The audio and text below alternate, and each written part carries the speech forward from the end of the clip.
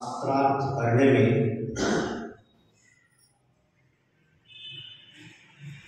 प्रसिद्धि को प्राप्त हुए ऐसे आचार्य भगवान श्री समंतवती मुनि महाराज जी ने श्रावक धर्म का समीचीन रूप से अच्छे ढंग से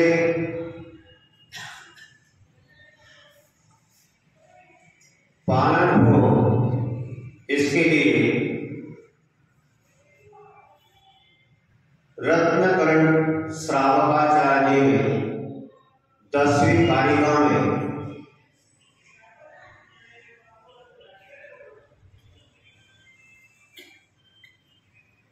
दिगंबर मुनिराज के लक्षण बताते हुए कहा है,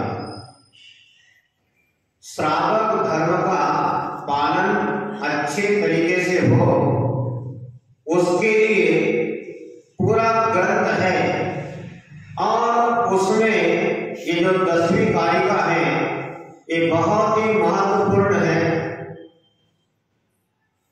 क्योंकि श्रावक धर्म का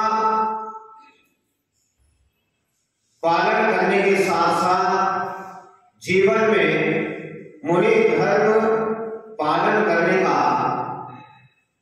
अवसर मिलता है। हितकारी होते हैं या अहितकारी, लेडीज एंड जेंटलमैन, कोई बता सकता है?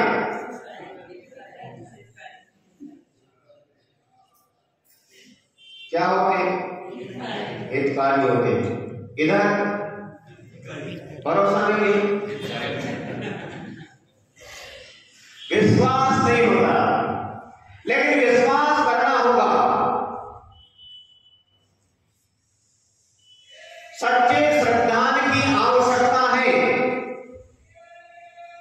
श्रद्धा पूर्वक सुना गया धर्मोपदेश हमारे लिए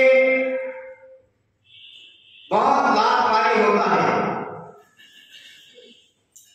तीर्थंकर भगवंतों ने, आरती आचार्यों ने कहा है कि यदि जो कोई भी दिगंबर मुनिराज के मुख से निकला हुआ धर्मोपदेश, चाहे वो 2 शब्दों का हो चाहे 200 शब्दों का हो, यदि वह ग्रहण करता है पूरा और यदि आधा भी ग्रहण करता है तो भी, और यदि वह दृश्य ऐसा था कि नहीं बोलते हुए भी मुनिराज को बोलना पड़ा, और उसी समय वहां पर एक राजा रथ पर सवार वो भी आया। वह भी अपने किसी कार्य से जा रहा था और मुनिराज भी अपने गंतव्य की ओर आगे बढ़ जा रहे थे।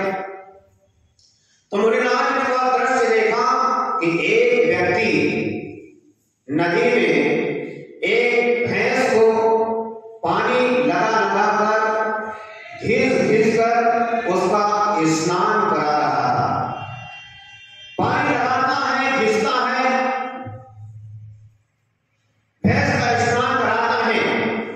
इस दृश्य को देखकर मुनिराज के मुख से कुछ शब्द निकले, घिस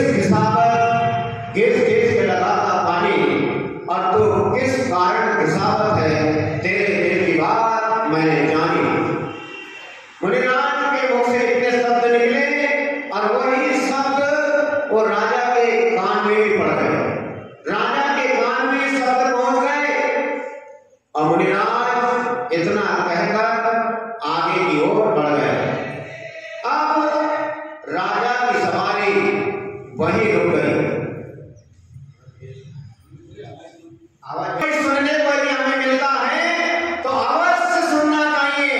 सब काम छोड़कर, सारे काम छोड़कर, आनंद प्रमाण छोड़कर, यदि हमने मुनिराजों का चरण सानिध्य प्राप्त किया है, उनके चरणों में यदि बैठकर हमने कुछ सुना है, तो वो हमारे लिए लाभकारी होता है, हमारे लिए हितकारी होता है।